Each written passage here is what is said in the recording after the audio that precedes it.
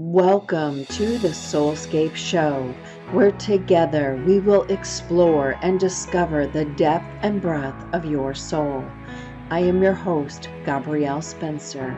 Today, we have with us the amazing and world-renowned Ambujam Rose. She is a way shower and self-embodiment accelerator. She helps you understand and navigate your awakening, quickly healing the old ego self and helping you to learn how to live from truth. You're asked to own your choices, reconcile karma, and be who you are. She works directly with the divinity of group energy, God, and grace. Ambujam brings the group into a holy meeting place, amplifying your sacredness, truth, and love. She sees the group's path of awakening and the correlating past life choices and experiences currently holding the old ego self in place. She instantly frees the original roots of life themes, relationship dynamics, belief systems, complex spiritual issues, and falsehoods about yourself, others, and life itself. She has a special mix of quick focused energy clearings and spot-on guidance to quickly heal your old self, aligning you with your true self, and energizes your heart's rightful path. Today, we will be discussing being in your truth and guidance. Join me in welcoming Ambujam Rose. Hello and welcome. Thank you for joining us on the SoulScape show. I have with me today somebody super awesome, and you're going to love her. She's fantastic. Her energy is radiant and uplifting and exciting because it's real. And you know, I love real. I love real people, people who are everyday, normal, yet understand how to connect that normalcy with spirituality, and that is truly who they are. And so with us today, we have Ambujam Rose, and I thank you and welcome you for being here. I'm just so excited that we're going to get this time together. I'm super excited. Awesome. Too. Yeah. Thank you for having me, by the way. And hello, everybody. Hello, everybody. This is where we get real, and we were having a fantastic conversation that I had to actually stop us to say, oh my God, we have to hit record. We should be recording this. I know. Yeah. It's always the stuff that happens in the green room I know, it's the best. It is the best. It's so funny. It's like we should always just know we should have the recorder running and then add it later, right? So here's what I've learned and want to share, and I wanted to tap into you and get you to share it again. You came with the title, and we have discussed already how we are really ready to expand even out of the definition of a title and what we're going to get out of a show and what we want to deliver, and really connect in and say, let's just bring in what needs to be. And this is part of what you're here to do today, being in your truth and guidance, and how that's shifted from where we were when we were more 3D. And now as we're moving into the 4D and higher, how has that changed? Share with us what that means to you now, right? Because being in your truth and guidance has evolved, which is exciting. It like gives me chills. Yeah, because where you are now, you'll just deepen that much more tomorrow, and then the next day and the next day. You know, it's like, so I've been doing this for like 20 years. And when I moved to San Francisco 25 years ago is when it all opened. And I could say from then till about 10 years ago, living in our heart now is key, right? And we started here, and now we're here. And so I want to say that when you asked me to join this show, I checked you out. And so I was watching a video of you, and I was just kind of fast forwarding it. And I got to this point where you were talking about flying into London, and you had this teleseminar set up, and you're like, God, should I do it? Yeah. And then you're like, yeah. And you could have all these reasons to say, oh, I'm tired or whatever, right? Yeah. And I was like, dude, this lady is speaking my language, because I live my entire life there. I have all kinds of ideas all day, but I'm like, is it true? Is it true? Is it true? Because if it's not true, I'm just going to stop myself in my tracks. Like, why keep going, Right. And I feel like a lot of people, to me, that's just normal. But when I talk about that, people go, oh, what do you mean? And so I feel like in order for us to navigate this world now that we are in, because there's all kinds of realities, the person right next to me could be having a total different experience, because let's say this whole spectrum of awakening, right? You start here and then you just keep going. For somebody who hasn't had that, we'll say that initial kind of pop, they can still live their life from their mind. Yes. They don't know yet that doesn't work. Or even at that point, because the energy is what it is, they're still kind of like, oh, I don't know about, my life isn't working anymore, right? But they may not know why. And so in my own experience, no matter where I'm going on this whole, spectrum, if I don't tune into my heart, I am screwed, because my life will not work. And what does life working mean? Well, if you live your life from your heart, you cannot be result oriented, because the truth will just tell you what to do. My mind has a story of what the outcome will be. And if that doesn't happen, I'm like, God, I can't trust my heart. And it's like, well, wait a minute. Did my heart tell me this would be the outcome? No, it just said, do this. Right. Right. So it's like, we're all learning how to work these two things together. And I just feel the energy as it keeps coming and coming and coming and coming, because we all have these labels. Oh, the galactic this and the Lionsgate this and blah, blah, blah, blah, blah, blah. To me, they're labels, but what's consistent is the energy is amping and amping and amping and amping and amping and amping and amping and amping and amping. And it's not going to go away. And it keeps just bringing us, foundationally, it's here to keep bringing us into who we are, right? What does that even mean? Who are you? Blah, Yes. It's foundationally for me, it's the heart. And I've had so many experiences where I thought I knew, and it can't be farther from what this says. And when I follow what this says, my life does work.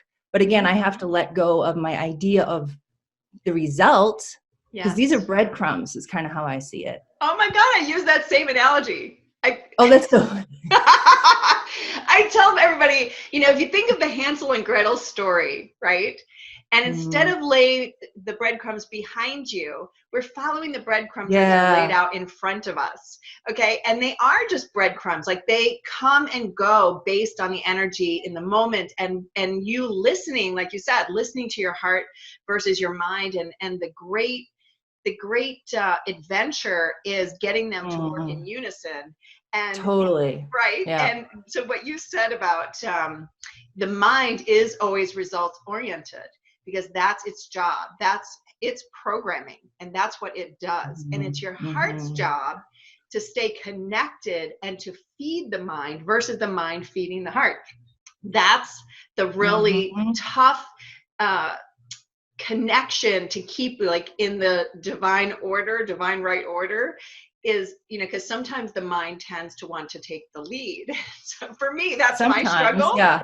Like every day. Yeah. Right, every day. It's the struggle to, remind myself that it's the heart that's in charge. And when I do step out of that, and the mind, has got me on this trajectory of all these things I have to do, then I tend to my heart loses the focus. And then that's generally where I end up going, oh, wait a second, how did I get over here? I thought it was following this path, right? And then you aren't. And we're literally carving a whole new manifested life from here. So I kind of see it let's say there are two worlds. This is this upper world, and this is the lower world. Right. This is the mind world. And this is the heart world, let's say. And so my mind already created this whole reality that I see in front of me. Right. And my heart, when I start just focusing here, this will start creating, and this will go away. And I remember one day I was sitting around, and Spirit was like, hey, look around your room. And they said, everything you see has manifested from your past consciousness. You already did this. Consciously or unconsciously, right? And they go, it took a minute, right? For it all to get here. And I'm like, yes. And they said, so when you focus, this was a few years ago, when you focus only on your heart, that too will manifest your entire life. But you got to give it a minute, because everybody, most people, you know, this whole trust thing that we all go through as a human, right? It's endless. And so a lot of people go, but I follow my heart and it doesn't happen, so I can't trust it. And it's like, you've got to give it a minute and, you know, let go again of what the expectation is, because how something feels and what it looks like can be really different, right? I feel like Spirit's actually saying something. I'm going to see what they got. Okay. Yes. So they're being quite fierce right now. They're like, you guys are a bunch of babies. Stop. And they're not just talking about you and I, you know, they're like, you guys. They're like, stop. If you don't stop whining that things aren't the way that you think they should be, and you still think that that is a reality that you need to stay in, they're like, you're missing it. They're just being like, cut the shit, man. Because it's almost like, I feel like as they're saying it, there's like an emotional maturity that we need to come into, and a spiritual maturity, you know, to let go of, you know, letting go of the victim is really hard. I love being the victim. Like when my husband does something and I'm like, eh, and I don't want to let this go. And my heart's like, what are you doing? Why are you still doing that? And I can't, it's so strong, you know, but I really feel what they're saying. And because of who you are and how you live and what you're doing in your life and what you're bringing through, I just feel like they are just fierce, that kind of lightning bolt of truth is held from what we're talking about, because, you know, you have to feel what we're talking about. It's not a concept. When we say in the heart, live in your heart, what does that feel like? Right? You guys, what does that feel like? And the last couple of weeks, I've really been kind of like mulling over, how do you help somebody feel? Because after you wake up, it's all feeling and all guidance and all sensing. It's not this, even though this seems like, you know, it's still doing its thing, right? Yes. But in order to live our life from here, we have to feel everything and sense. And I'm like, how do you teach someone to feel, like foundationally? Because it's not an emotion. Right. It's your feeling your whole life. It's a, you know, a sensing, right? And Spirit, they're chiming in again. I love working with you, lady, because they're just like picking up on your Kali, you know, at times, which is pretty awesome. You know, it's funny, but I want you to tell me, but yes, this is what happens when I do shows, is the energy that comes together is pretty amazing, because everybody's side is coming in and feeding off the next thing. So I want you to continue with this feeling, because this is a topic that I broached in my last show, and you're going right there to where I was wanting it to go. So I'm so excited. So keep on. Keep on.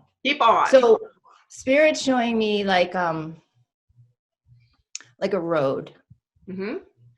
And the road will get fiercer of truth, and fiercer and fiercer and fiercer and fiercer. And they're just telling me, it's interesting. It's like my team and who you work with are kind of like in unison right now. It's so cool. I'm like, wait, that's not Spirit. Who's that? I'm like, oh, I think those are your peeps, you know? Those are my people. Yeah, it's cool. So my golden beings of light. Yeah, they're up there up in London. Like working as a group, you know? It's kind of cool. You know, it is awesome, because it's how we all end up. It always amazes me how it's coming in the same information, but through our own filters and our own understanding. Totally. And we all are getting the same information, even though we haven't. I feel like, I wonder if the people out there go, do you guys all talk behind the scenes and like come up with your talking points? Because frankly, it's pretty unbelievable, right? How we're all on the same page. So this deeper sense of feeling, what I was asking the other day, and where you're heading with this, is I was asking for the deeper definition of love. Like we throw around this love and light thing like all over the place. I send you love and light. I send you love and light. Great. Right. Okay. But we are just what you're talking about, moving to that next level of what that actually means. What it really means. Yeah. Yes. You get what I'm saying. So you're talking about it, and they're channeling it through you, that we are ready to talk about what that next level of what love means. And that's what I feel like what they're bringing through for us to talk about is like this next level of, it's almost, I mean, to me, it just, because of the energy around it, it's the core of it isn't fierce. Love can be fierce, right? Yes. You can be like, no. Or it can be like, oh, it's okay. It has many, you know, but I feel like the fierceness around what's being talked about is to really bring home, like, you guys, we got to really align with with our truth inside. I'm not even going to say who we are, because the mind goes, well, who am I? Right. No. Who you are is a feeling. Like when I bring my awareness in myself, I feel who I am. I don't know who I am. I feel who I am. Like feeling and knowing is kind of synonymous. That's right? Because the 3D who I am is, I am Gabrielle Spencer and I do blank, blank, blank. And I have 3 kids and a dog and blah, blah. That's a third dimensional understanding of who I am. Right. And what we're saying is that feeling comes from that connection with your soul. And it isn't a being. It is not a thing. It does not have stuff. And this is what we are pushing out there. Like, okay, it's a whole nother concept. And we frankly don't have great words, I think. No, it's really hard to describe it. Yeah, that's what you're saying. Like, I'm mulling it over because you're trying to fit words to the energy of what you're experiencing, which is super hard to do. So yeah, and there's like this balance. Like when I work with people, my whole thing is to empower them, right? And so there's a balance when I don't know why I have to share this with you guys. So when you go to work with a healer, the very first thing you have to do, okay, is ask your heart. Ask the truth. Is it actually true to work with this person? Yes or no? Okay, because we have thousands of motivations that are happening. I want to reach out because I'm scared. I want to reach out because you know more than me. I want to reach out because I don't know what to do. Like the reason why we reach out is because we're scared or we feel stuck. But it's super important that you are empowered when you work with people.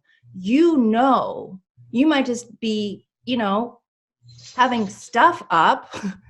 Yes. But it's super important that you actually take responsibility when you work with somebody, that you show up, they show up, nobody knows more. There's not this hierarchy. And this whole giving power away and tell me what my purpose is and all of that. It's like, you guys know, you have it in there. Can we see because we have gifts? Totally. But you have to come to the table knowing that you know, even though you are scared or even though it's blocked, you feel like you don't know. Can't see it or whatever. And plus, as we're evolving, the truth is that there are just many layers of that same question and that same purpose. Totally. And it completely, it evolves based on our choices and the opportunities that come. And, I always see the other side, like, I don't know why, but I imagine it this way, and it may be my Northeastern roots, but my Northeast roots. It's that I am always feeling like they must be over there going, okay, like you just said, my team and your team, right? They're working together. Well, it's like that. I always imagine that your team of people are going, okay, can I get you to meet up over here? And then we can get you aligned and you can talk and meet or whatever. And it's like, I'm always thinking of them like, the great divine directors of your life, right? Orchestrating for you. And if you're not open to get the directive, like it's time to go to the store and you think, oh, well, I could do the store tomorrow, blah, blah, blah. And then you're like, go to the store. I mean, I know you have stories like this. I have stories where you're doing something completely not on your to-do list or whatever, or, call so-and-so and you're like, oh, okay, or whatever it is. And then something magical happens. And I always think to myself, your group is working their butts off trying to get you, 3D person, to flip and listen and do what they need you to do. Yeah, I just feel so fierce about empowering people right now. It has to be this way. And then you guys, when you're in your knowing that you know, and then when you work with another healer, the collaboration can be so much more powerful and deeper, because you're not coming from a disempowered place. You're coming scared or nervous or upset because of what's going on in your life, but you know that you know still. And there's a collaboration that can happen when you show up empowered. And I just really feel strong about that. And my husband and I talk about, like, we should actually write a book about how to work with healers. Because people don't, I mean, I see things in a very specific way. And so people don't think about, wait, what is my motivation?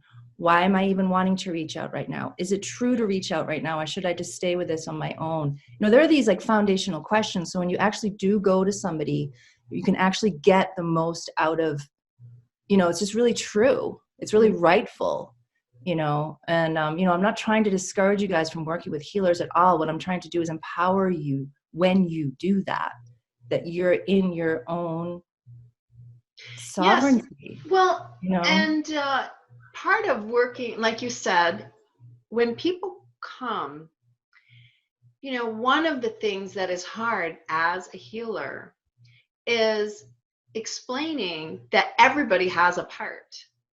Their part is to show up, to be willing and able to receive healing, to do the additional energy work or whatever it is that comes up during your session that you need to do, because it's not magic. This used to really frustrate me in the beginning when I'd be like, I'm not magic. It's not abracadabra.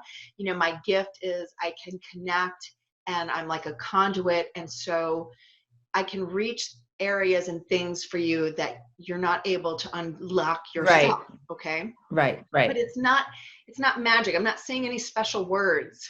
It's like, there's no formula, right? Each person is based on their own soul. What is in their soul's best good to open at the time. I mean, there's things that I've said that I have, that I know and have known for a couple of years, like, you're not at the level to unlock that particular thing because you're just not there yet, right? And so you have to keep going. Many years ago, I was at John of God in 2009. So 10 years already, my God. I was in the healing session, right? So it was my first one. And I got this vision, and it was like this high priestess vision. And so I was the acolyte at the bottom of the stairs. And so the vision was me going up and like becoming like the high priestess. Okay. And in my own heart, I was like, oh my God, I've made it. I'm so excited. And then I got the immediate download. Yes, that is step one. And then I got like, I got this understanding that I had, you know, 3 more steps, and like I could see them energetically. Like the next step was like this much distance, and then the next one was shorter, and then the next one was even shorter. But now that I'm further down the road, guess what I learned? That's because this step that seemed like, oh my God, it was so much. Well, that was all my base stuff, right? My base fears, let's say. And then these are shorter, and you think to yourself, cool, those are easier to reach. But this could take years. It's not. You know, it's what I'm saying. Those are actually harder because now you're really doing the transformation. Yeah, I mean, they're subtler. It's more subtle. These are. Yeah, these smaller spaces. Yeah, it's actually harder to get through those, but in a totally different way, because you're not experiencing things in the same way. Like, I know that when shit happens, I just need to get back into my heart, and I'll be shown how to move through it as quickly as it can be, because we're still as it can be. You just said the key. This knows. This knows the dharma, the beeline, Even if it says go up and, go pick your nose. And I'm like, all right, guess we'll see what this does. Right. I don't know. It occupied your mind for 0.0 seconds. Right. I mean, this is what we're saying though. I mean, and in working with people, healers, and listening to them, you have to understand that there is a course for you, and it's your job to be in tune with what we're talking about, like those steps, and understanding that there is no one magical activation that's going to get you through all those 4 levels.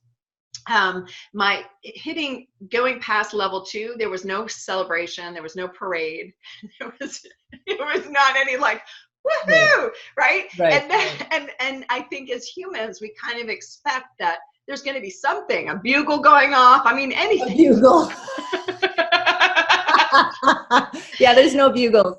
Yeah, thank you, right? There's no bugle. And it's like, people will go, well, that didn't work. It's like, oh no, it worked. But on a level that you're not aware of, right? Because there was no parade.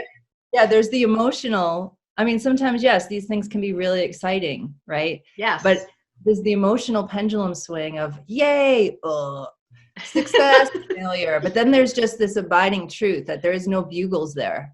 That's right. It can feel amazing sometimes, like, oh, I'm so deeply aligned in this thing. This feels so right. But there's no bugle. Yeah, there's no, yeah. Because what comes up must come down. And I've learned that the freaking hard way. Yeah. Like this whole mind-heart thing. Mm-hmm. In the beginning, when I was practicing this, because I had to, because my life totally flipped upside down, had to go here to figure out what was going on. Right. I got to learn,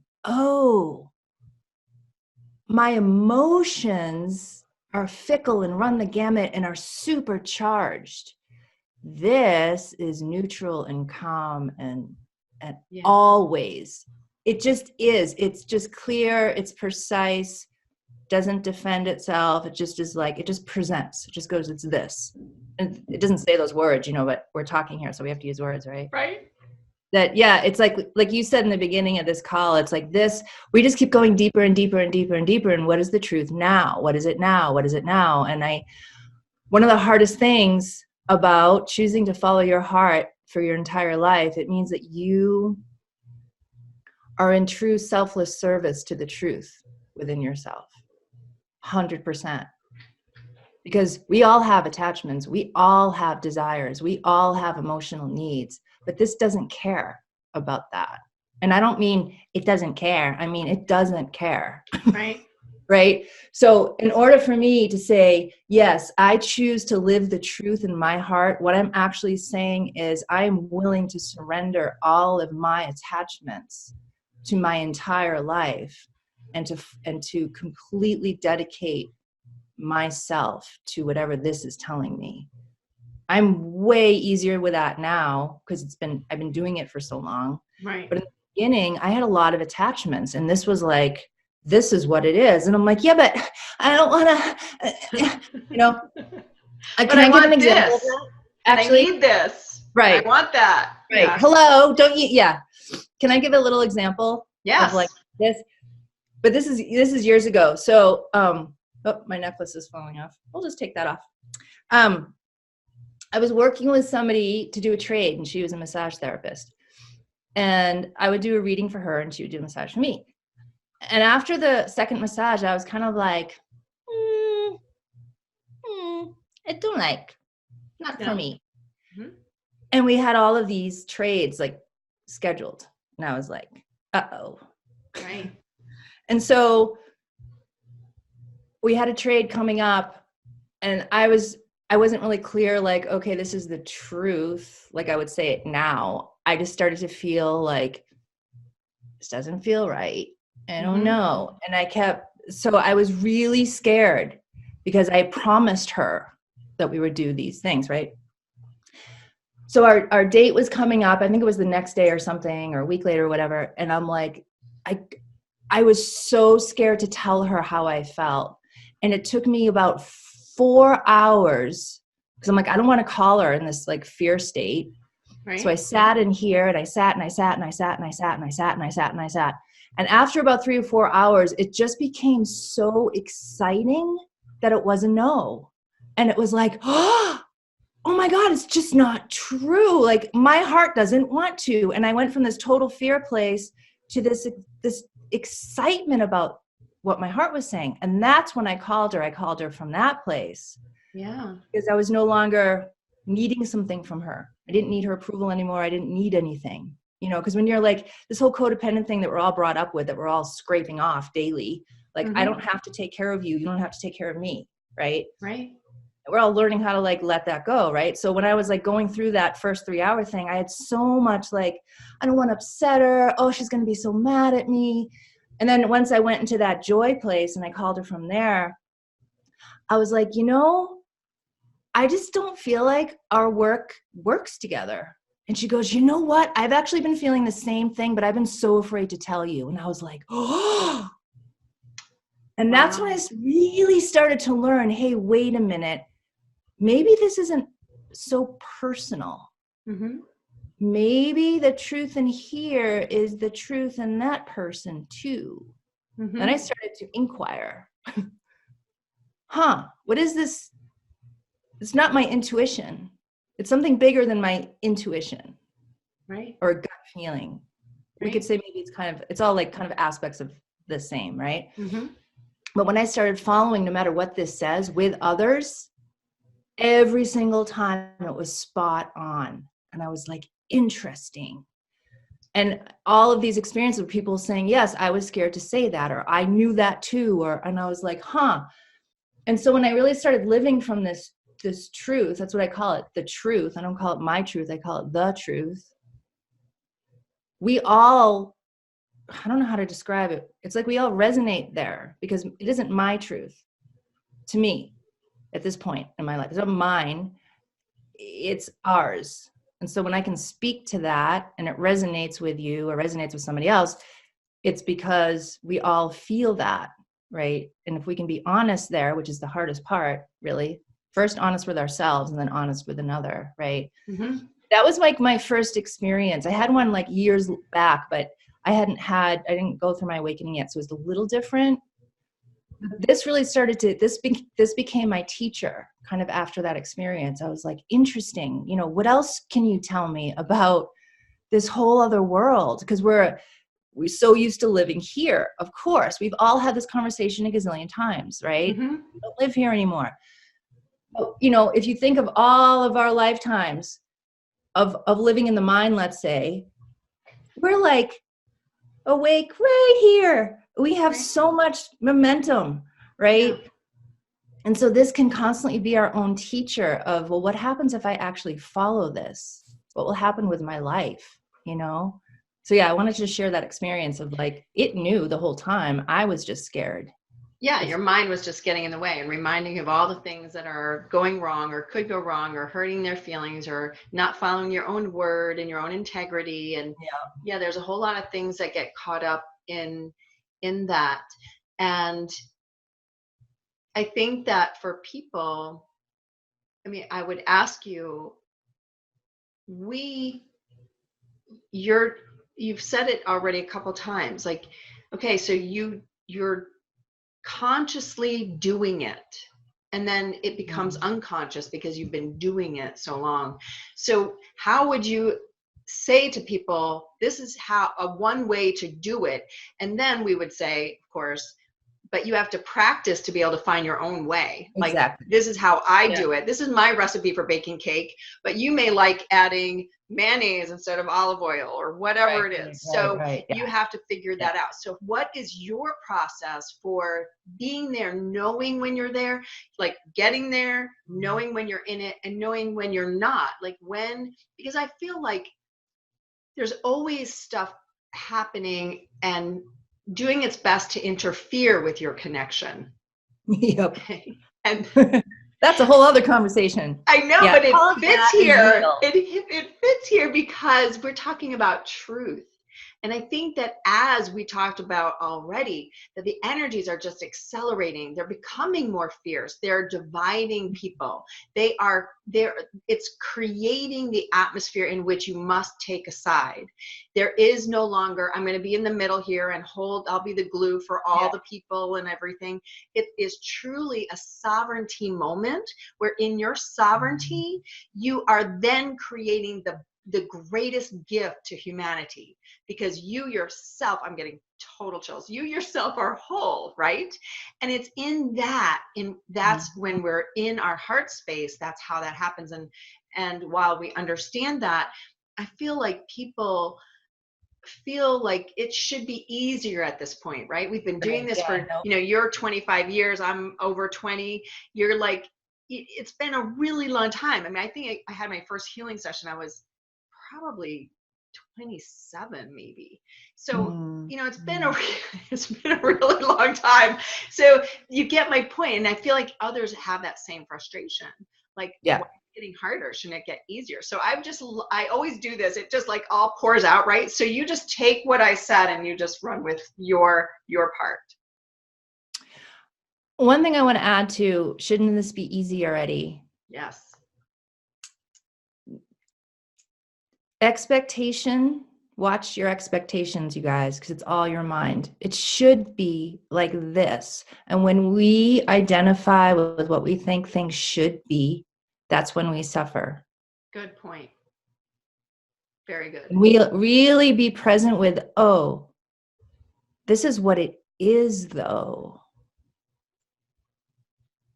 It's really different, because then you something in you can meet that, and that's where you glean all of this appreciation for what actually is, right? But yeah, suffering arises out of an expectation, and when you're in an expectation, it is an immediate setup for disappointment, because the expectation is arising out of the ego.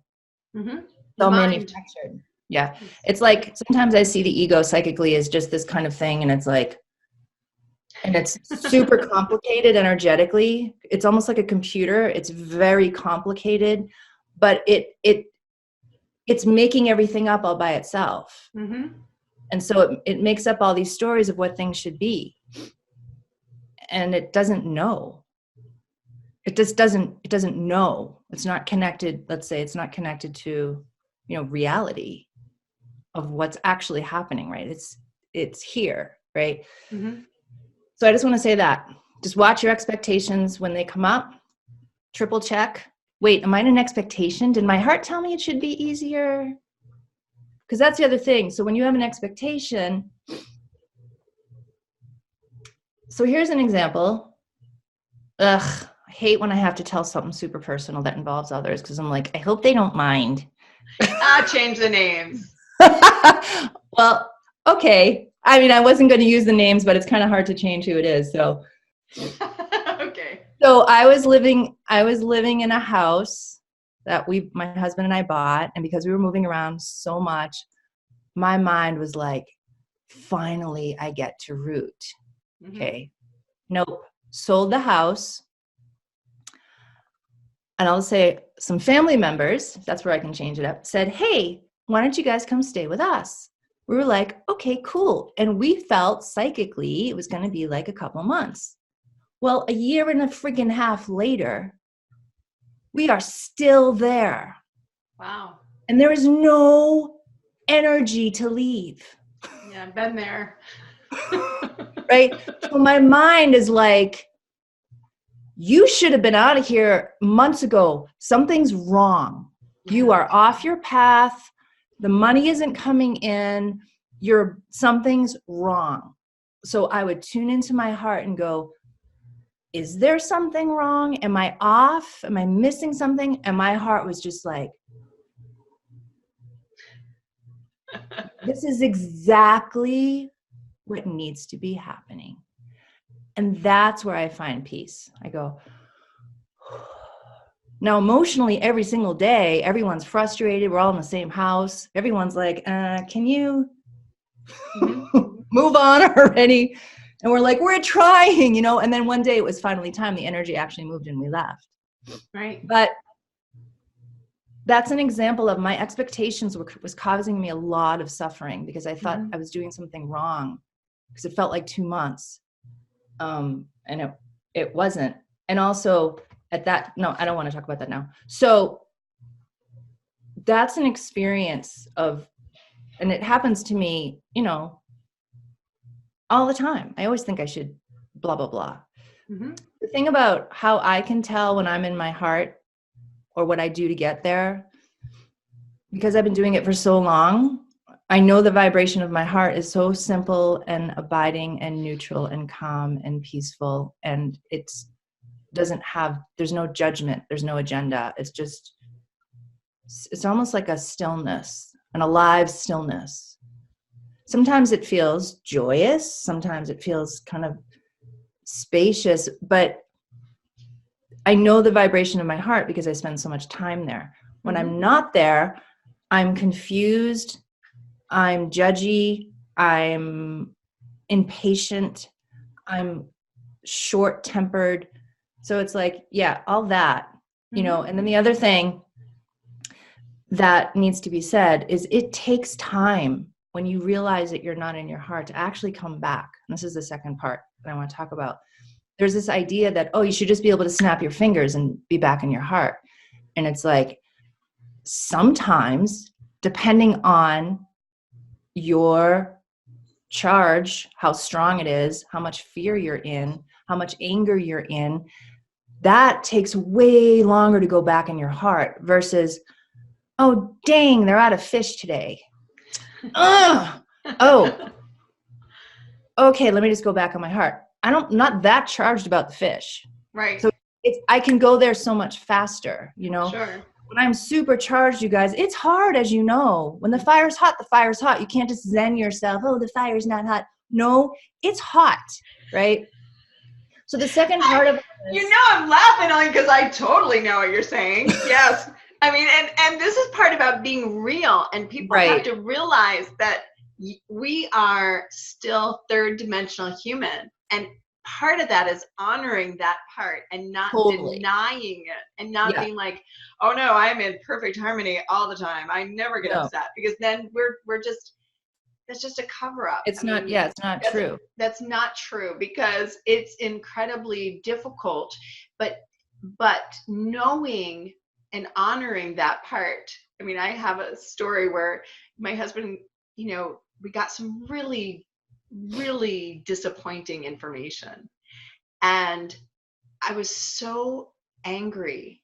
I was just like, no way. We've dedicated 6 years to this. Are you joking me?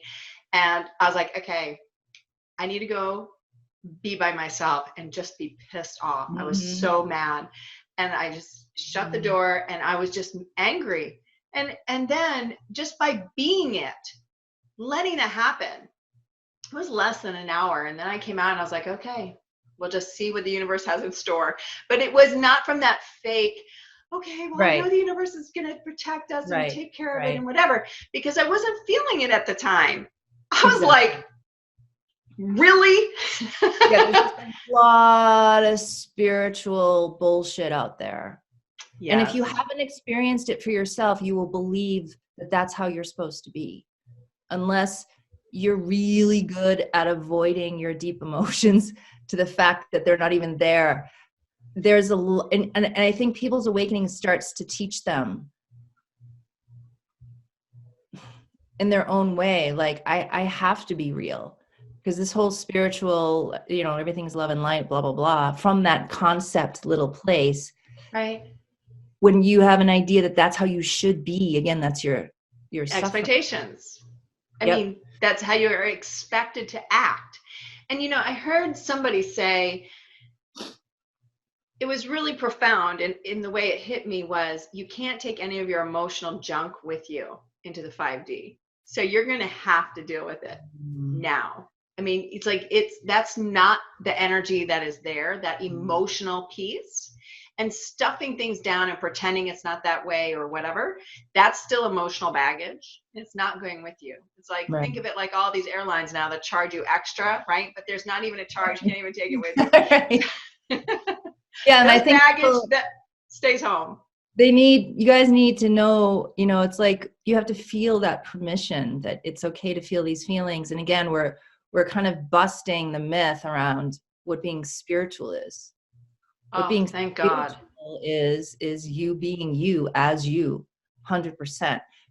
And we're not saying go spew on everybody and throw up on everybody, because being spiritual or responsible means, yes, I am pissed off, but I want to really make sure I'm not throwing that on everybody. We're not saying just and I think you guys know what we're saying, but it is a foundational realness. And yeah, when you really feel your feeling, somehow it lets go, right? Right. And that's part of my, like, how do I go into my heart? Yes. Is that so? And I've never seen, in all the years I've been doing this, I've never seen anybody be in an emotion and get to the truth, or be in fear and know the truth. You can't bypass it. You can't go under it. You can't go over it. You actually have to be super present with yourself as is. So when I'm upset or I'm charged and I feel like, okay, I got to go back on my heart, the very first thing I do is just feel how I feel first, which is I'm pissed off, I'm charged. And I stay super present with it. And I don't fix it. I just hang out with it. And it'll start in my mind. Like, my mind will kind of stare at my emotion, let's say, right? And then the more I just sit with it, then like presence takes over somehow, right? The truth takes over somehow, and then I'm in. And then I'm really feeling it. And then once I really feel however I'm feeling, until it's just done, or until it got enough attention, then I'm able, like, for me, I always envision this feather, that if you drop a feather from like a 50-story foot building and there's no wind, kind of goes like this until it finds its like its natural spot. So for me, I feel my feeling, or I really put my attention on my thinking mind that might be going crazy in the moment for whatever reason. And I really just give it acknowledgement. I just stay present with it until I feel like I can just be that feather and float right through the mind and right through my emotions. And then I go, and then I really focus with my awareness here until I feel like, okay, now I'm in. Now I can ask my question, because I'm not being pulled from my emotions anymore. I gave them the time they needed, That's how I do it. And I've I've created like MP3s from that to teach people, because people don't know. It's like our own stories help us do what we do, Yes. Well, so that's how I do it. It helps us all continue to transform and to move and to realize that there is always more. The part that is important to know is that after you get through those layers of denseness, it gets easier to do what it is that you're saying. It's easier to just be real with it without it drawing in all these other things that you could be angry about, or, right. Because that's how the mind works, right? Yeah. And you're really just dealing with whatever that was, that trigger. And so that's why it's important to do the healing work, as we started out talking in the beginning, is so that you work through that, as I said with my hands, the 10 feet worth of debris, that's that second level, right? So working through that, then you get to the place where you're still real, and probably more real and present than you ever were. And then you're able to practice more what it is to go into that heart space. I call it Buddha in the grocery store. And that is off a podcast. Because, right, grocery store can be tough. It can be a tough place to be centered, right? Yeah, Spirit just said to a group I did the other day, they were like talking about whatever was going on for them, like internally, and they're in this space, and they go, and then you go to work, and that's you at work. Right. You're going to get triggered at work differently than you're sitting in meditation all by yourself. But there's no separation. You don't go away because you're at work. It's you at work. Right. And then it's you meditating, then it's you with your family, and then and there's this idea that, oh, I shouldn't be triggered anymore, or how do I change at work? And Spirit was just being really clear, like, that's you too.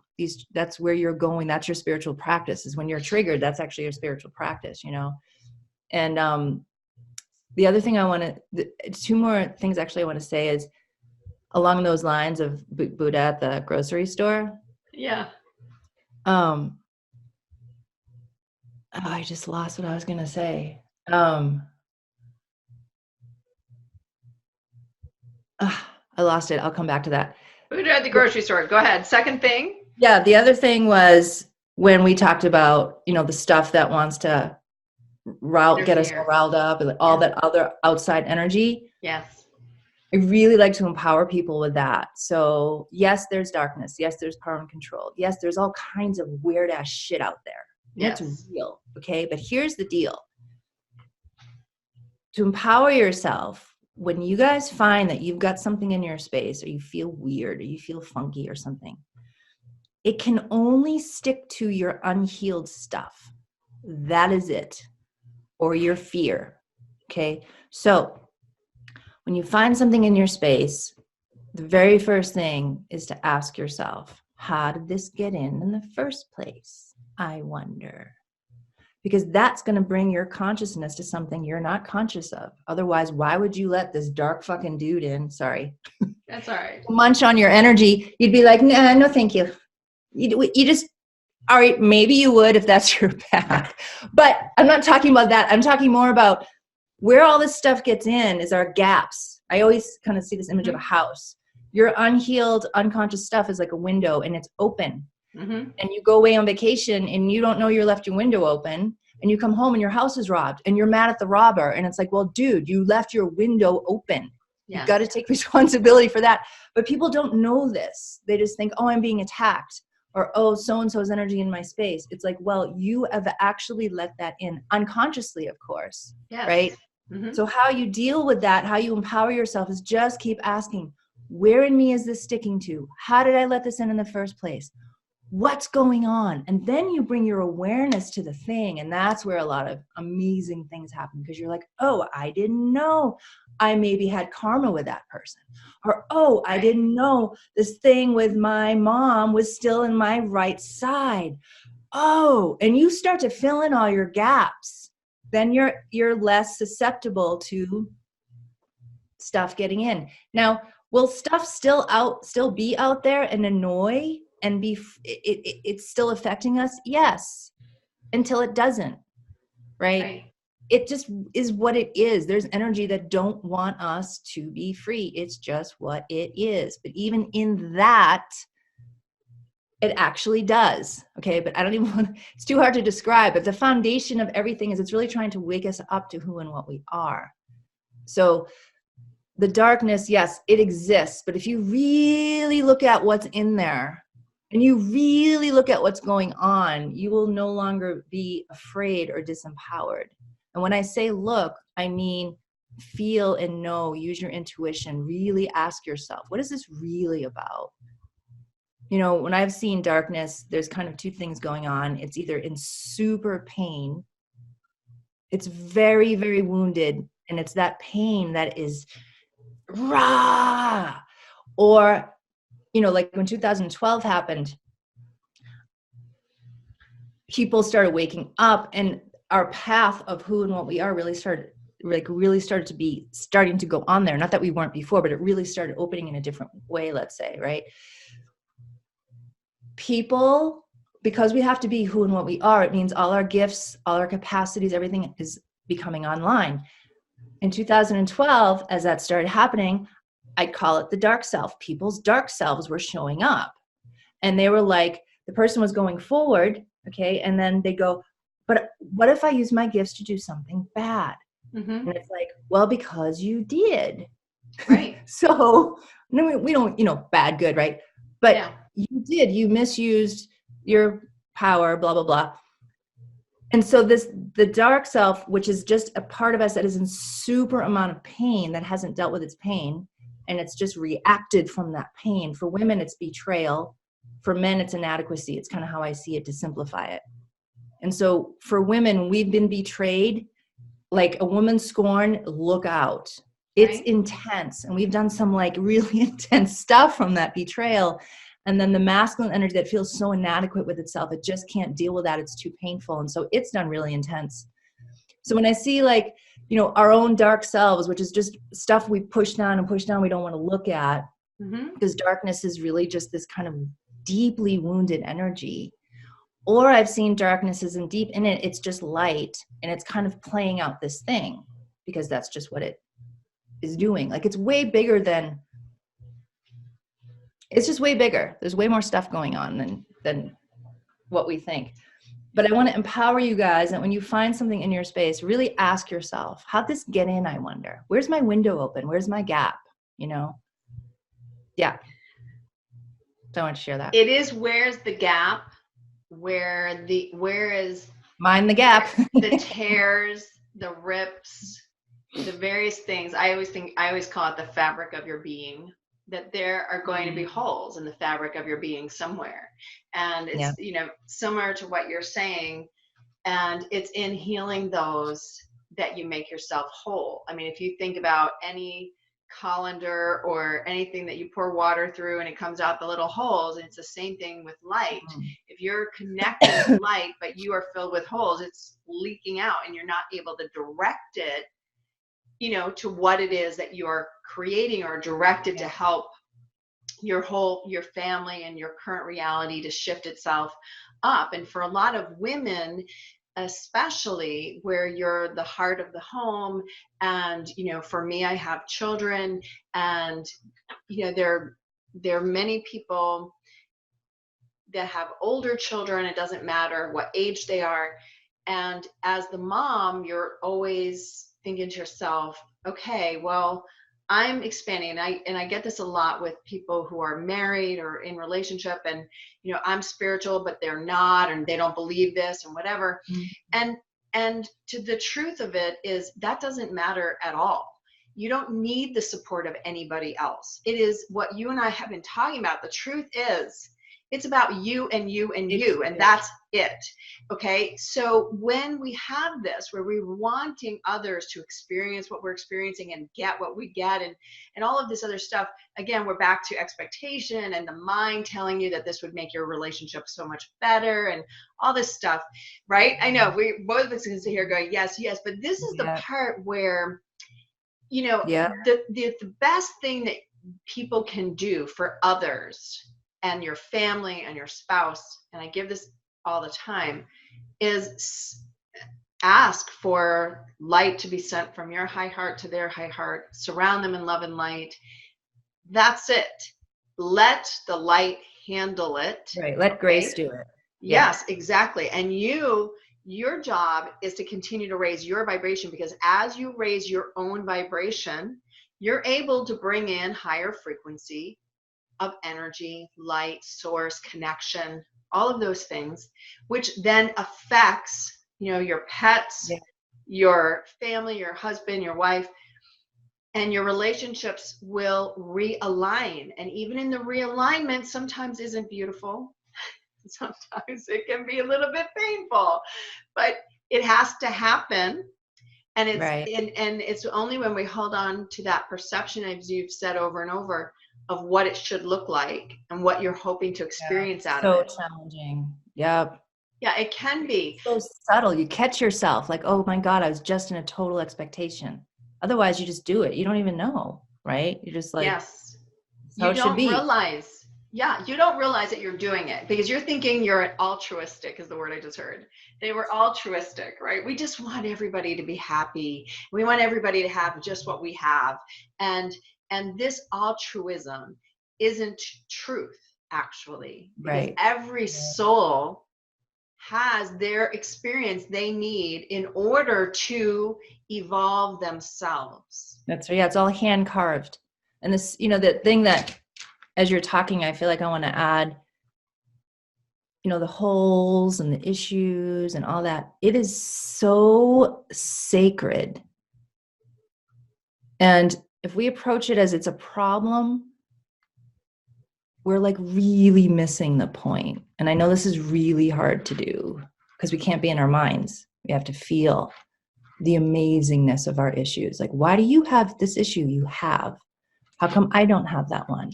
You know, it's like, because I feel like knowing that your path, no matter what you're going through, is purposeful and is sacred, as deep as your issues are, we have to bring in, and it's sacred too. If you had any idea how much life is working so hard to help you know who you are and be free, it's because of this issue. And it's a portal home. Like every single person's life is hand carved for them so they can find their way back to themselves, right? Yeah. So it's like, it's hard to, without feeling that truth, it's really hard. You can't like think, oh yeah, my anger is sacred. Yeah. Like you have to actually feel, wow, this thing I'm actually going through, what is it I'm to learn from this, I wonder? Because it's so specific. Mm-hmm. And Spirit simplifies like this path we're on right now with awakening. They're like, you know, your present self, you have your present desires and what's in your heart. And then you've got your past self and its past choices. And that's all that's happening. You're purifying and you're reconciling your own self. Mm-hmm. It's your own self. And there are reasons why you have chosen what you've chosen then. Just like there are reasons why you're choosing what you're choosing now. And without treating these two things, let's say, as this sacred experience of, oh, I'm just meeting my own past. Like every issue you have is coming from a past choice and a past emotion. Every single one. I've never seen anything without an unhealed. I've never seen any issue, whether it's physical, emotional, or situational, that does not come from either a choice we made, from an idea that we had, or an emotional reaction we had, or some sort of emotion. Never seen just something show up out of nowhere, right? So as we're healing, Spirit's been saying to people like, this is a sacred journey you're on. You are actually, they're like, do you have any clue what a gift it is to be awakened? Because it's different than being healed. Awakened is about being free, the freedom that that's already there. Being awake is free. End of karma, end of the wheel. It's free. That freedom is actually what's allowing all this stuff to come up. And this stuff is just past choices and past feelings and past stories about ourselves and other, you know? And they simplify that for us because we can get so lost and, oh, I got all this stuff to heal and when's it going to end? And Spirit's like, all this stuff is actually you, your own old self. Mm-hmm. They're like, treat them with respect. Get to know why you chose something, or get to know, you know. And so it's this sacredness. And it's like 2010, when I was doing my groups, then Spirit was telling us, soon you guys are going to do healing from a different place. You're still doing healing from, there's something wrong with me, I'm broken, and I have to fix it in order to have what I want, in order to, I'm broken. They're saying soon you will do healing because you love yourself so much.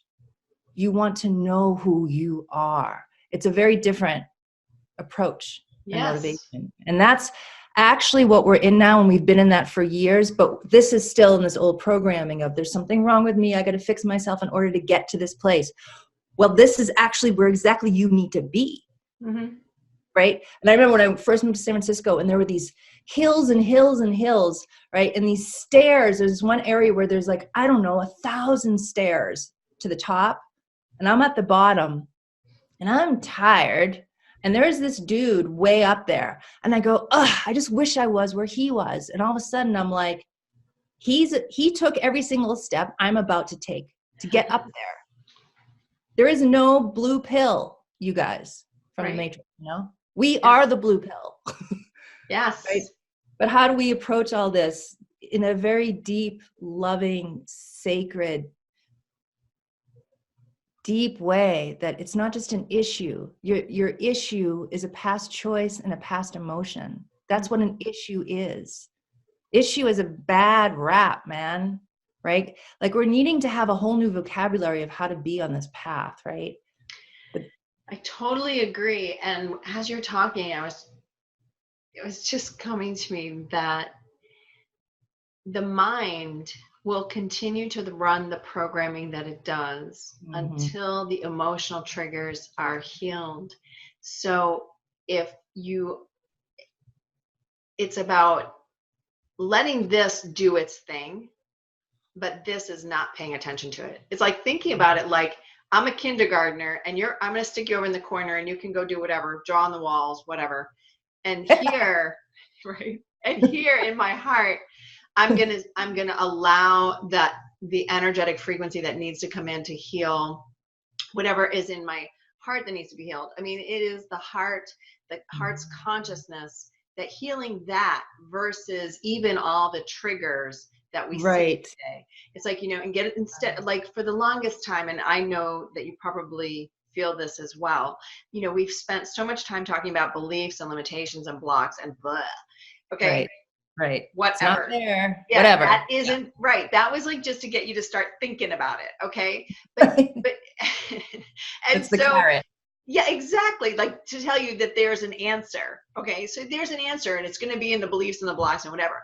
And the truth of what we've been saying the whole time to get you to say, okay, yeah, well, that must be what it is. And so then you open up and you're willing to go further. Right. And what you're really being led to by your team, by what's going on. Like we've already talked about how your team is out there trying to get everything arranged and trying to get you to listen. So, we had the carrot over here, but in truth, it comes down to that heart soul connection being healed so it can be connected. I always call it like, I've recently started calling it like this. If I can find it, I'll show you. Okay. So it was really funny. I was speaking and I was at this event and it came in. It was so funny. So can you see it? Yeah. This is a broken slinky. See? It's not broken. It's still a slinky, right? But you can see it's all tangled and crinkled, right? And this is what happens to your connection from your heart to your soul. It gets all crinkled and it's not straight. Right. And look, like all this space in between, right? All the lights leaking out. It's not nice and consolidated, right? Then when you start healing, straighten out. And then as you feel more, right? Look, it gets closed. And now you have a solid connection. Still a slinky. That's the best. But it's a solid connection, right? Okay, so seriously, my character is so funny, and I'm delivering it to the audience as I'm seeing it, trying to explain it. And I didn't have props, and it was so funny.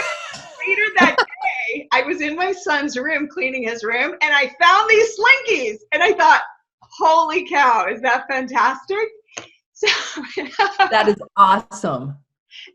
Yes. So this is what we're trying to explain to people, that in order to get that solid connection where it's here, right? We have to heal this piece, the heart piece.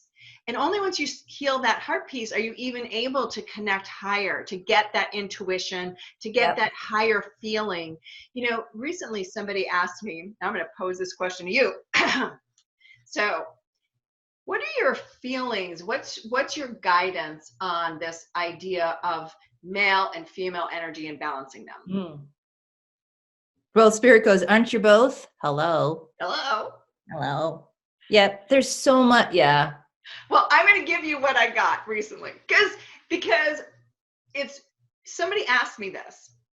One of my private clients asked me, why do you not have male programs? And it just came in, and I said, the 3D, just like what you and I have been talking about, is caught up in the idea that male and female energy has to be balanced. This is balance and has no male, female, anything. It's just a balance of energy. Your soul is just energy, and it's our job to be connected and balanced. So that 3D idea is that we reach that by having this male-female balance, but actually it's about being fully connected through your heart. And that's where you're going. So when you talked earlier about that feeling of love within yourself, it's really that balance of a soul connection. So as we're moving to that 4D, 5D place, it's no longer about male, female energy. It's about being connected to full, empowered, light energy, which is not male or female. So that was a nice sentence. So it's not about me helping you be more male or me be more female or more gentle or kinder or whatever those words are, right?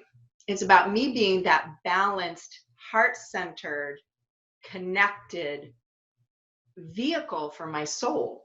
Which includes both, we could say. Like, yes. I mean, I can still be spectrum. A woman. I love being a woman. I mean, I don't really want to be a man, and I don't really, you know, whatever, right?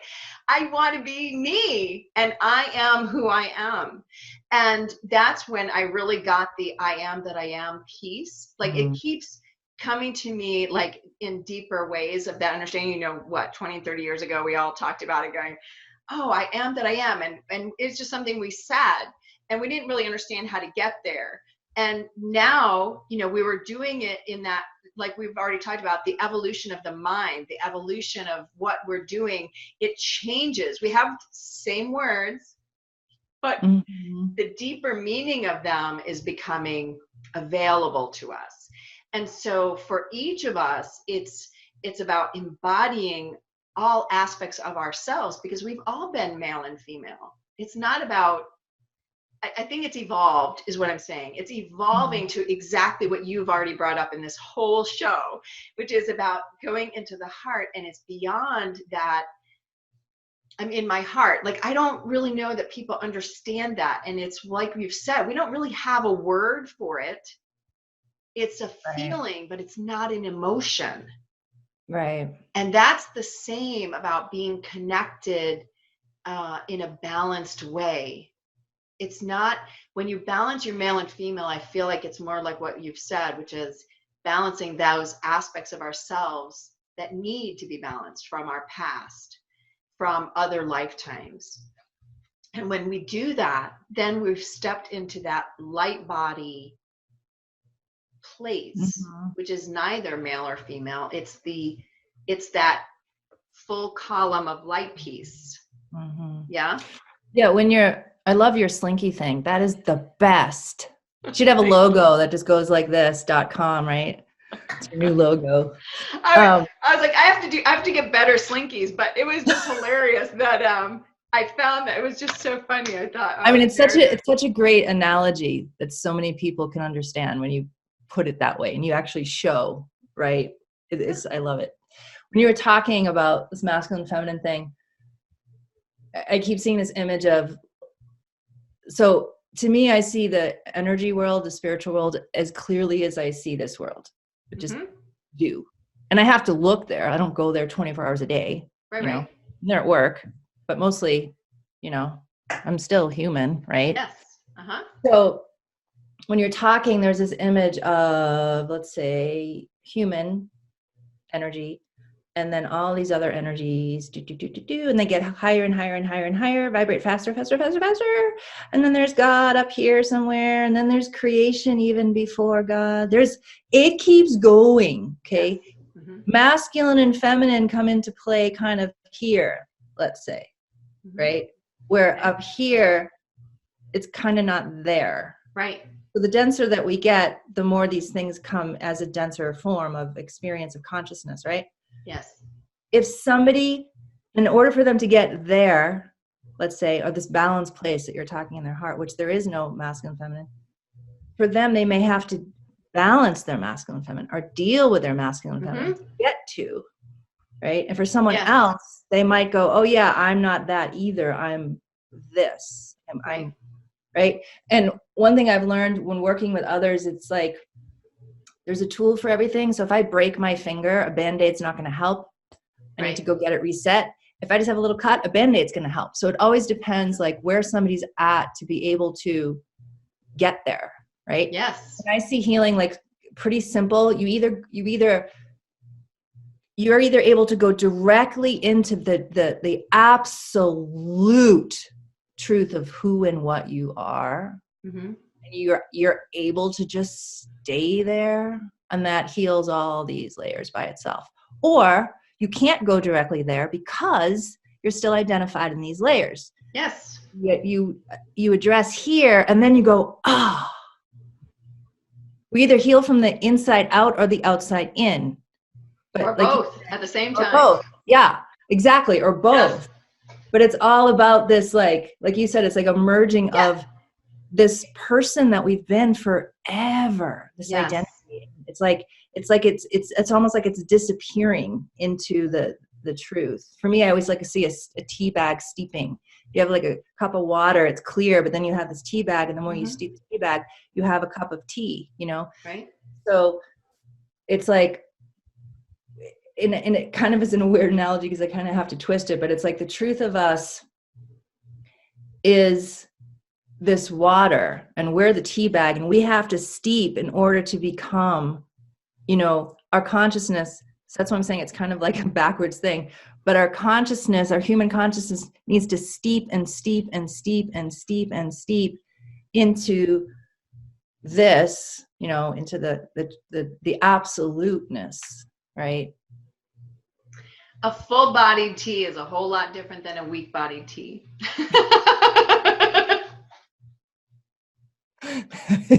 So funny. Oh my God, I love you. Wow. I love you too. This is why I love this, okay? Because this to me, it means more to me. Like, this is what I want to share with our audience, is that it's practical and it's spiritual. It's helping you live in your regular life. It's showing you the potential of what we're really talking about and what we're seeing and getting. And we're all on the same path, no matter what part of that path you're on. And we're all having it open to us at the same time. Okay. And it presents its own challenges to each one of us. We have different parts that are happening at different times based on, whatever we're doing or whatever is going on in our lives and being given to us and whatever. And, there are times that I am not connected, and you go, I needed a break. I needed a break, and I've just sat back and did nothing because I just went within myself and just whatever. But I needed that. It's almost like being a bear, right? I just needed that hibernation time for whatever I needed to come back out. And it's like what you've said with the expectation. It's, our intention is to continue to transform. But there are many aspects of ourselves we must honor in order to get there. Okay. Totally. It cannot be like, okay, well, everything you guys said, I just want that. So deliver it right now. It's like we've already talked about, right? I told you 2009, I was at John of God. We're 10 years, almost 11 years later. And I believe I'm in like section 3, but if I was in a measuring cup, I'd be like at an eighth of a cup, right? So you're just in there at the bottom, and it doesn't upset me. I just realized that there's so much more for me to discover. And that's the point, is that your perspective about it changes. Like you heard me first say, like when they showed that to me, I was like, oh my God, that's like, are you kidding me? I know. I'm never going to hit that in this lifetime. And that's the truth. I thought to myself, I will never hit that in this lifetime. It'll never happen. And so that's where I was energetically, 10, almost 11 years ago. It was like, okay, whatever. And so all of us, and what I want to provide for people is the inspiration to know that here we are. We're just two regular women. We have awesome and amazing stories, good, bad, and otherwise. trials and tribulations have happened. Things have not gone the way we think or want or hope or what have you. And it's about how to recalibrate, realign, reconnect, and allow the universe to show you the next piece for Through you. those. Exactly. Yeah. And Yeah. that you then, it's your responsibility to take that time to hibernate or do whatever it is you need to do, so that you can then ask, show me, like we talked about earlier, the fastest way through this. I realize that this could be a trial, but only if I want to stick out, hang out, and just live this. If I'm done living it, show me what I need to learn so that I can move through it and get to the next aspect. Yeah. And And so, just be open of whatever that is, because we don't know. yeah. Right? And that's the key right there. Is it's without the expectation that I will have X amount of, I will have achieved this, I will have X amount of dollars, I will have created blah, blah, all of those things, but rather enjoying even the process of it. Right. Because what happens, I always think of it like a periscope. You become the observer of your life and you choose when you want to participate. So, the periscope allows you to see things, right? But you're not actually in it. You're still far enough away. And that's how you become the observer, is where you just sort of, okay, that's happening. And it does become, like you said earlier, it's less personal. You realize that there's a lesson, there's something you need to heal. There's something everything is your spiritual practice. Yeah. Know thyself, heal thyself. It's still true. Thank you. Yes. Still, it is still true. When I was in San Francisco and my gifts reopened, and I thought, well, I can't just be Ambujam the healer. I need letters after my name to be taken seriously. This is what I thought. So I'm like, what can I do? So I looked through this book and I'm like, oh, hypnotherapy school. Yeah. So anyway, I went to the school. And then after, I'm like, what should I call my practice, Spirit? And they said, I forget what I called it, but then they were like, the tagline was know thyself, heal thyself. And when they told me that, I was like, and I still feel that today. It's so true. And, after all this awakening that has been going on for us, the more and more I see, it's not about getting somewhere. Although, of course, we want to have what we feel in our hearts and this vision that we see of ourselves and stuff like that, right? Right. But it's almost more about every single moment is it. Like, you can't not be on your path. Like, everything is it. And all you have to do is be you and follow the breadcrumbs. It's not about results. I know that's weird to say. No, it's right? So 3D, right? It's, the mind is result oriented, period. And it has its idea of success and failure. But if you drop all that and you're just following the truth in your heart and follow the breadcrumbs, and it becomes just about that, your whole life shifts. You become more peaceful because you're no longer after something. And I'm not there either. I just know this is my practice. Right? How do I be the truth that I'm feeling? How do I literally just follow everything without trying to get something out of it, And when you said something about don't skip it, like, I forget what you said exactly, so I'm paraphrasing, like, what I took from what you said is don't skip over all these things. Like, these things are it. And I remember, like, 20 years ago when I was learning about my gifts, Spirit showed me this image of me, like a little kid, and I'm wearing my favorite outfit that you play in, and I've got my lunch, and I'm in an amusement park, and I just got there, and there's all these rides. Spirit goes, are you trying to hurry up to get to the last ride?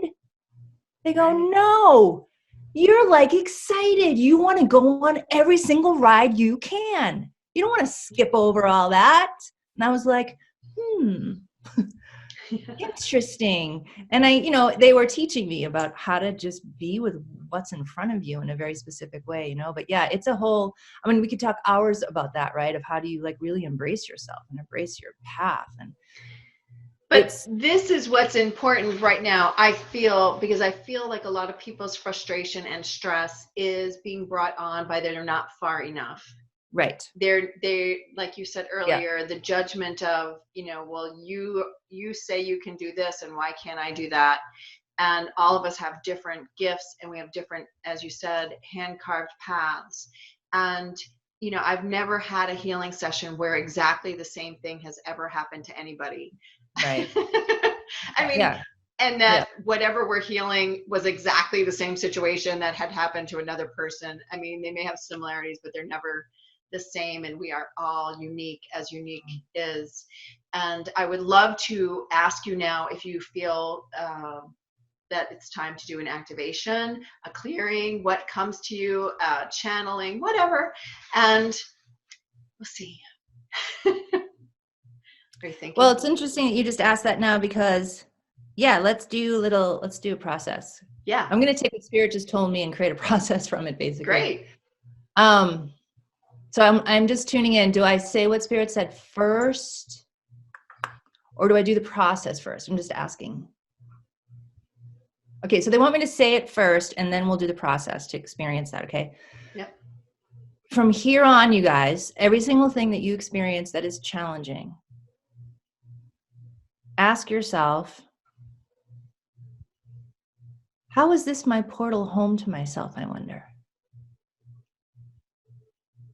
Okay, because every single thing that's happening to you is you're shrinking that slinky. Mm-hmm.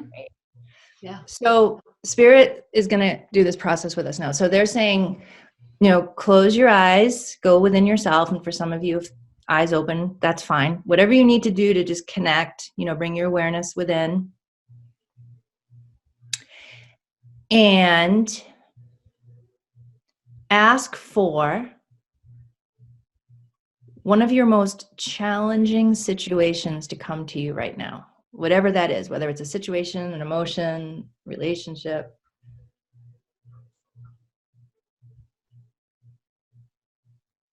And the first thing to say to it is, thank you for showing up.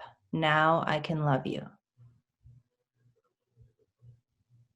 And I am so glad that you are here, actually. Even though I'm scared or I'm challenged, I'm actually glad you're here. Now, to ask this image or this feeling or this situation, what is the first thing it wants to show you about how this situation is to help you come home to yourself? What's just the first thing it wants to show you or say?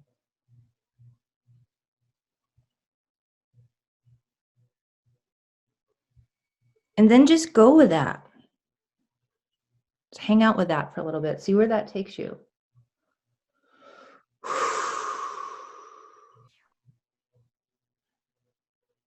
And really be with this experience. Feel, sense, taste, smell. Trust it.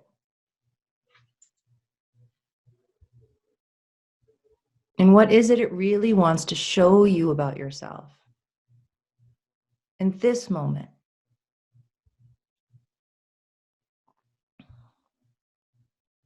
And what has it been trying to show you this whole time? Why has it entered into your life?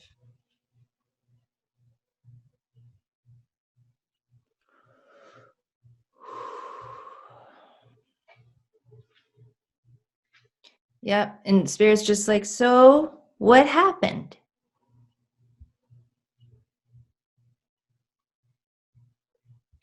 What happened? Yeah. I was actually getting that in the process, it is just about letting it go. Like what you're doing, what you are leading me through is just reminding me that it's just not holding on to it. It's taking that opportunity to say, okay, it's here and it's all, you almost give it to the light, but you have to be willing to let it go. Like let that story go, let the concern go, let the worry go, let your thoughts just, okay, yeah, that's how I, like what we talked about. Yeah, I feel like that's how I felt about it. Okay. And let it go. Because in order to step into that new aspect of yourself, You have to let it do its thing and leave Let it it, when it's yeah, ready let to it go. lead you for the reasons why it's really here. Yeah. The situation or challenge and I feel like why Spirit wanted to just do that quick experience is because they want you to do that with everything. Mm-hmm. What are you leading me to? Why are you here, I wonder, if it's not just about X, Y, and Z? Why are you really here? You know, because it's peeling back the curtain Mm-hmm. of the 3D, let's say, of, oh, my job or my boss, it's still the same. My boss is still the same no matter what I've done. Okay, bring up that situation and really ask, what are you really trying to show me? So Spirit says that's a whole practice in and of itself. And then when you start practicing it, then it becomes really normal. A situation comes and you automatically feel, there's something else here. Mm-hmm. And they're saying that's how you become an active participant in your life. You leave the victim participant and you become an active, empowered participant. Because life is not random and is not just bringing you something just because. You didn't just stub your toe. Right. Right? It just isn't that way. It's how I Right. see it. It's just not. Everything has a purpose to it. So I feel like they're wanting to like teach you guys, how do you become empowered with what's going on? Actually partner with it and ask it instead of it's just something that needs to go away or be fixed or be something that it isn't. Maybe it needs to be exactly as it is. I think that victim piece, that everything happens to you, is what they're saying. It's not about that it's happening to you. It's wondering, what is the message? What is it that needs further healing, deeper healing? And generally, it's not anything that your mind is ever going to come up with. Nope. Yep. And if your mind is coming up with all of it, then you know you're not in your heart asking the question. Yeah. And how do you know when you're in your mind? It's not. The heart area is so, it always affirms your sovereignty. It always affirms your sense of self. It's empowering, it's quiet, and it's simple. The mind is very conceptual and limited, and you don't feel full, you don't feel alive. It's a very specific flavor. And I had somebody the other day ask me, I have a hard time getting in my heart to tell the truth. And I'm like, because you're looking at your heart with your mind, that's why. And they were like, oh. And, you know, I can see it in 2 seconds because I've been practicing this for a long time. Or it's so easy to see when somebody else is in their mind. Sure. It's hard to see when it's you. Yes. You know? Just one more thing I want to say about, like you said, you know, we're just 2 women, right? A long time ago, maybe 15 years ago or something, I was in a session and I said to the person, oh, this reminds me of an issue that I was just working with. Yes. And I heard silence, and then I heard, Ambujam. And I went, what? And she said, you have issues? And she really didn't think I did. Mm-hmm. And I said, of course I do. And I hung up the phone and I was like, why does she think that?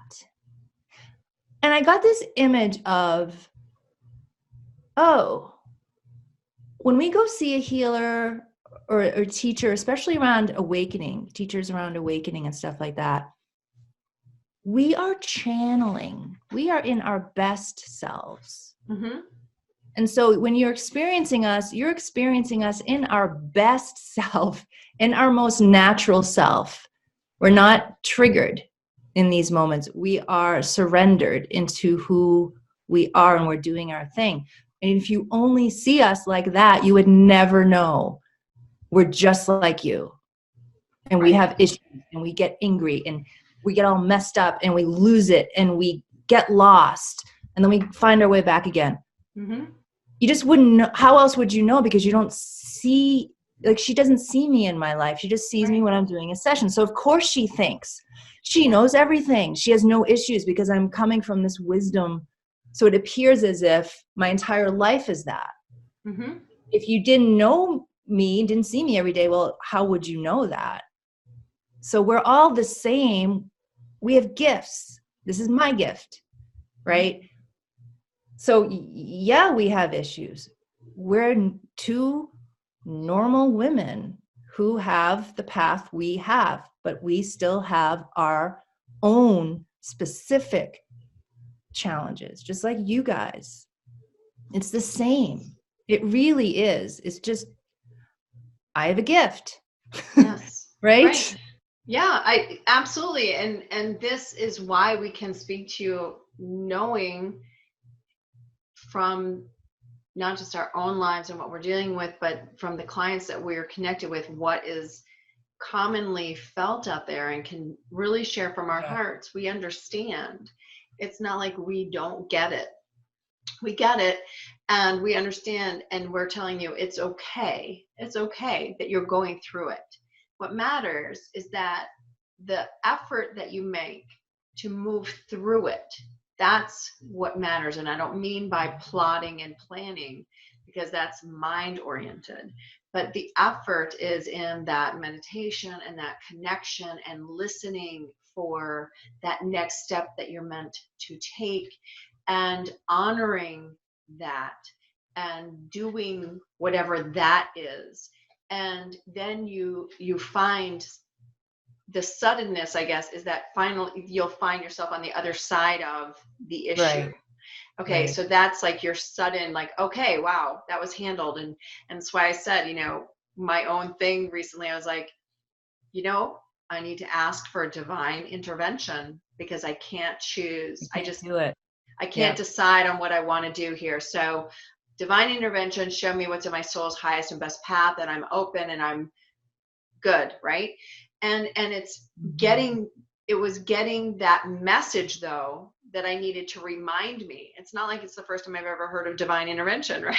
I mean, so it's just that piece had to come back in to say, this is all you have to do in order to move through this period of indecision. And so that's the point, is that we too have to be reminded. We too have to be shown again something that we may not have done in 10 years. We didn't use that process, right? Or you've forgotten it or whatever. And so it's just the journey. And even this show, the idea is to help everybody understand that we're all figuring it out at exactly the same time. So it's all good. And we appreciate you and all that you have brought here today. I've totally enjoyed our discussion, and thank you. This is what I want to share with everybody, is that it is about a discussion. It's not that anyone is a guru or not, or more or less or whatever. It's that we all have knowing, and it's about recognizing that within yourself, honoring that within yourself, and moving in your own life, having that be your guiding light, basically. Foundation. Yep. Yeah. So with that, we just want to say thank you to everybody for being here and sharing your energy with us, because it is you that has helped to bring about this great conversation and allowing us, to have riff off one another. It's been great. And I hope that all of you will write in and go out and get Ambujam's gift out on the website, SoulScape.tv, and it will bring you to more information about her. And I hope to connect with all of you again soon. And thank you so much for being here. I'm so excited to have met you in person. So much for having me. Like, seriously. Thank you. I really love it. Thank you. Thank you. Mwah to everybody. And we will see you soon on the SoulScape show. Bye-bye.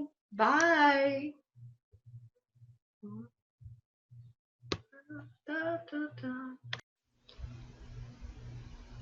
Thank you for joining us on the SoulScape.tv show. Go to SoulScape.tv to access the many free gifts from our guests and for more great masterclasses and panelist discussions.